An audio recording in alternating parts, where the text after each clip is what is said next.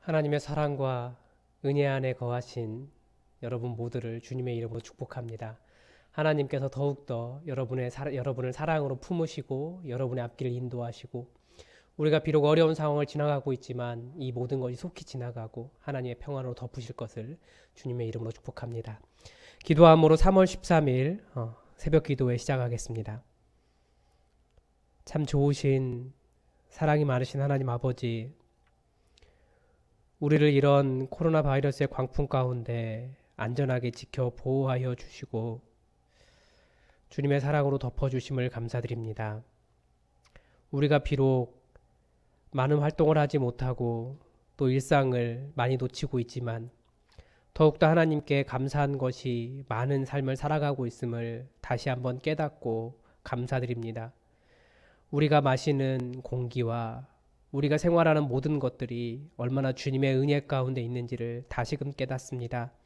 하나님, 우리가 자족하는 삶이 되게 하시고 이 기회를 통하여 더욱더 감사함으로 아버지 앞에 서게 도와주시며, 우리가 얼굴과 얼굴을 마주대하지 못하는 이 안타까운 상황 속에서 다시 한번 공동체의 소중함을 깨달을 수 있도록 우리의 마음을 주장하여 주시옵소서. 하나님, 여러 가지 형편 속에서 어려움을 겪는 사람들이 많이 있습니다. 하나님 도와주시고 주님 눈물 짓지 않게 하여 주시며, 어떤 일이 있다 할지라도 우리가 결코 하나님 안에 있기 때문에 결단코 망하지 않는다는 것을 알고 끝까지 소망을 갖고 하나님 붙잡고 살아갈 수 있도록 주님 우리에게 주님의 은혜를 더하여 주시옵소서. 주님, 학교를 다시 회복시켜 주시고 교회를 다시 회복시켜 주시고 주님 이 사회를 다시 원래로 돌려 주시옵소서. 주께서 은혜 주시기를 원하오며 예수님의 이름으로 기도드립니다. 아멘. 이 새벽 우리에게 주신 하나님 말씀은 빌립보서 3장 7절에서 14절까지의 말씀입니다. 빌립보서 3장 7절에서 14절까지의 말씀입니다. 제가 하나님의 말씀을 받들어 읽겠습니다. 그러나 무엇이든지 내게 유익하던 것을 내가 그리스도를 위하여 다 해로 여길 뿐더러 또한 모든 것을 해로 여김은 내 주 그리스도 예수를 아는 지식이 가장 고상하기 때문이라. 내가 그를 위하여 모든 것을 잃어버리고 배설물로 여김은 그리스도를 얻고 그 안에서 발견되려 함이니, 내가 가진 의는 율법에서 난 것이 아니요 오직 그리스도를 믿음으로 말미암은 것이니 곧 믿음으로 하나님께로부터 난 의라. 내가 그리스도와 그 부활의 권능과 그 고난의 참여함을 알고자 하여 그의 죽으심을 본받아 어떻게 해서든지 죽은 자 가운데서 부활에 이르려 하노니, 내가 이미 얻었다 함도 아니요 온전히 이루었다 함도 아니라 오직 내가 그리스도 예수께 잡힌 바 된 그것을 잡으려고 달려가노라. 형제들아, 나는 아직 내가 잡은 줄로 여기지 아니하고 오직 한 일, 즉 뒤에 있는 것을 잊어버리고 앞에 있는 것을 잡으려고 표대를 향하여 그리스도 예수 안에서 하나님이 위에서 부르신 부름의 상을 위하여 달려가노라. 그러므로 누구든지 우리 온전히 이룬 자들은 이렇게 생각할지니, 만일 어떤 일에 너희가 달리 생각하면 하나님이 이것도 너희에게 나타내시리라. 오직 우리가 어디까지 이르렀든지 그대로 행할 것이니라. 아멘. 16절까지 말씀을 읽었습니다. 오늘 내가 그리스도 안에서 발견될 수 있을까라고 하는 제목으로 하나님의 말씀을 증거하겠습니다. 여러분은 삶을 살아가는 이유가 무엇입니까? 저는 그것을 제가 왜 이 땅에 태어났을까에서 답을 찾습니다. 사실 얼마나 위대한 철학자라고 제가 이런 질문에 답을 내겠습니까? 그러나 반대로 또 위대한 철학자라고 그 사람이 내는 그 이유는 과연 맞는 것이겠습니까? 저는 제 아들이 태어나면서 그 아이에게 질문했습니다. 너는 왜 태어났니?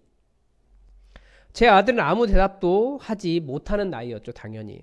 그런데 저는 제 아들이 왜 태어났는지를 알겠더라고요. 첫 번째는 이 전혀 없던 존재가 만들어지기 위해서 태어난 겁니다. 불과 며칠 전까지만 해도 제 아들은 세상에 없었거든요. 그런데 그 아이가 만들어지고 태어난 거예요. 그 존재 자체가 의미인 거죠. 두 번째는 그래서 없던 존재가 만들어졌다. 그리고 두 번째는 이 땅에 태어나기 위해서였다.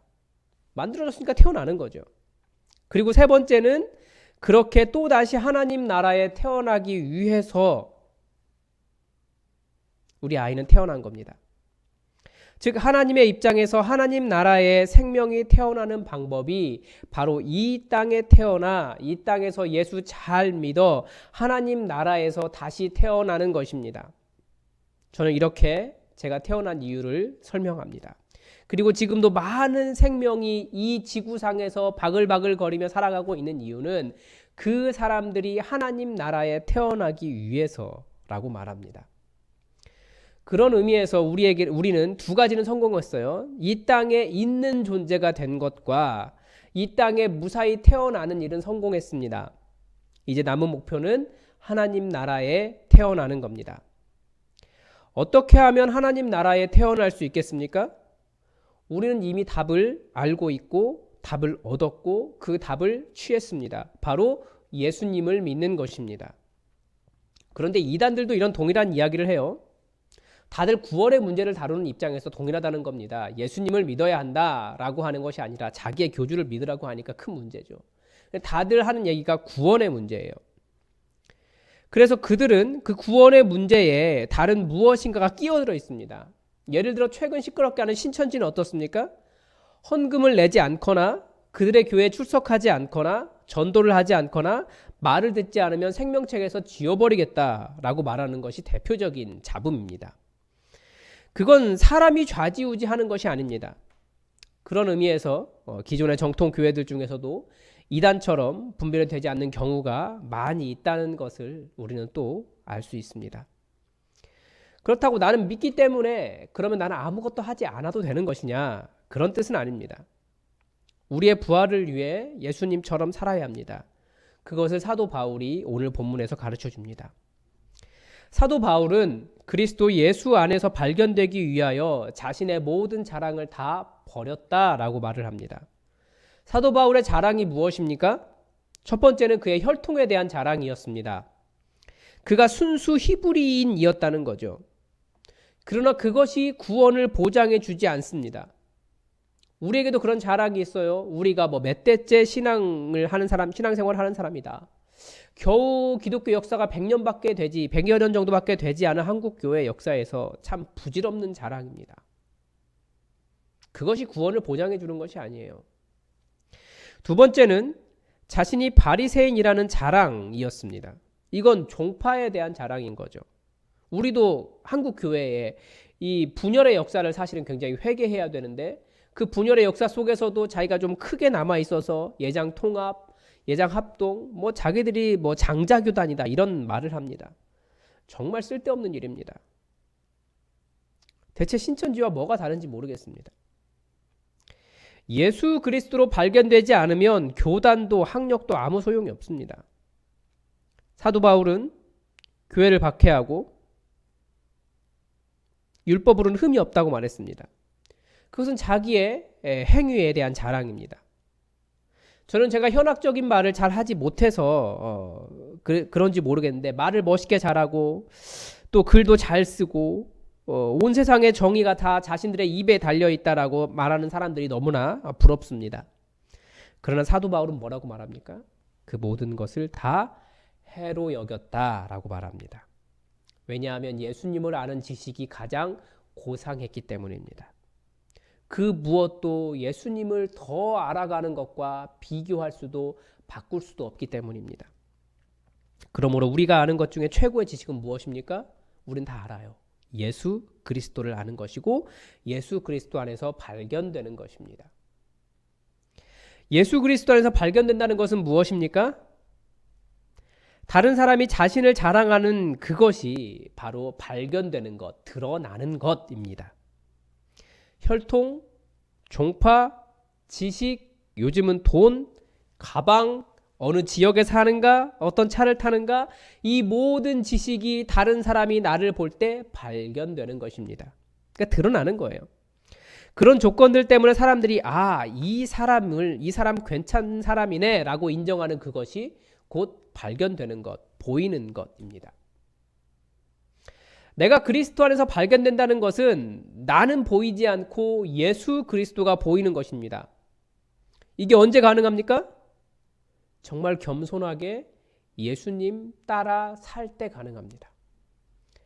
나에게 왜 그런 행동을 했냐고 물으면 예수님 따라한 것이라고 말하는 것입니다. 심지어 저 구원받으려고요 라고 말하는 것조차도 결국은 내 욕심이 들어간 거예요. 우리는 구원받으려고 예수님 따라가는 게 아니에요. 예수님을 따라가는 거예요, 그냥. 이단이 무지한 사람들을 이용해 먹는 방법이 바로 이렇게 해야 너 구원받는다 입니다. 우리는 최고의 지식이신 예수님을 알기 위해 살아가고 예수 그리스도로 발견되기 위해 사는 것이지 구원의 문제에 매달려서 사는 게 아니에요. 구원은 이미 다 완성된 거예요. 그래서 여러분의 자랑은 무엇입니까? 우리의 자랑은 없습니다. 아니요. 동시에 우리의 자랑은 예수 그리스도입니다. 그저 예수 그리스도로 발견되기 위하여 그 부활과 그 고난에 참여하기 위하여 예수님의 죽으심을 따라갈 뿐입니다. 그래서 사실은 우리는 매일매일 부끄럽습니다. 왜냐하면 예수님을 따라가기에는 자랑도 너무 많고 예수님의 고난을 잊고 살 때도 많고 예수님의 부활과 그 고난에 참여하려고 애쓰고 있는 것이 거의 없기 때문입니다. 나를 자랑하려고 나를 가꾸고 돈을 모으고 열심을 내기 때문입니다. 물론 그래도 우리 예수님은 너 자신을 위하여 울라 라고 하시며 우리를 위로하시는 분이라는 것을 잘 알아요. 예수님의 이 마음을 알기에 우리는 더욱 예수님께 감사하는 마음으로 예수님의 고난에 참여하고 어찌하든지 예수님의 부활의 권능 안에 있는 사람이 되어야 한다는 겁니다. 다시 한번 묻습니다. 여러분의 자랑은 무엇입니까? 없습니다. 그러나 동시에 예수 그리스도입니다.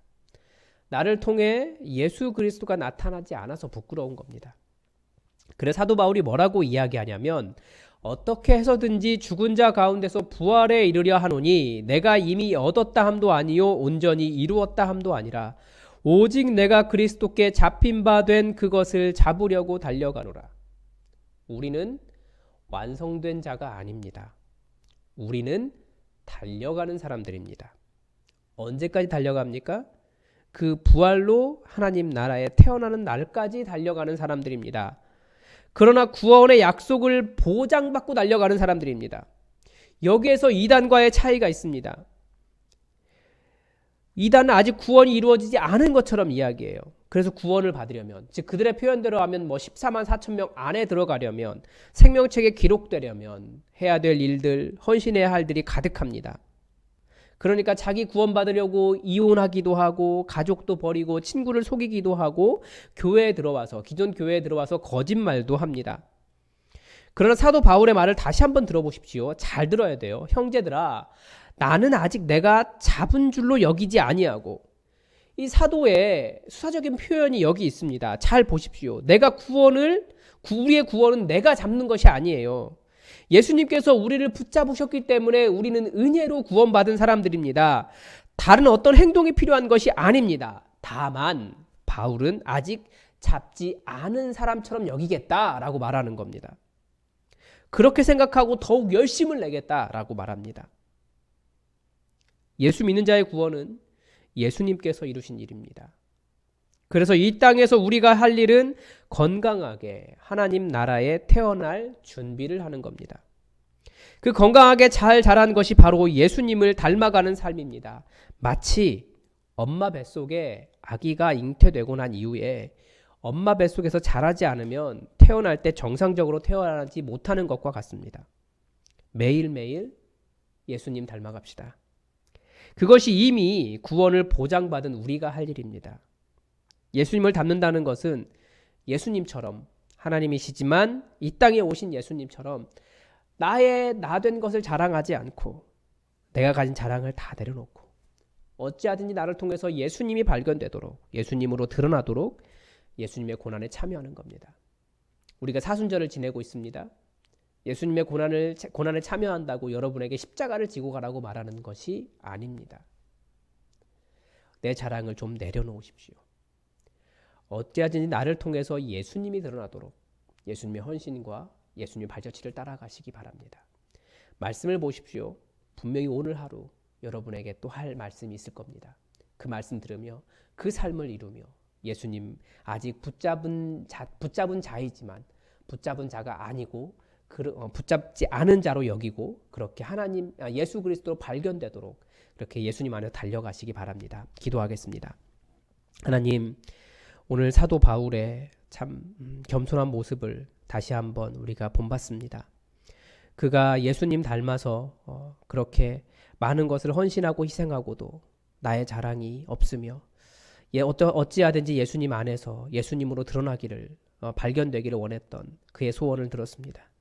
하나님, 우리의 구원이 이미 보장되어 있는 일이고 확실한 일이나 우리가 그것을 온전히 잡은 것으로 여기지 아니하고 끝까지 표대를 향하여 달려가게 하여 주시옵소서.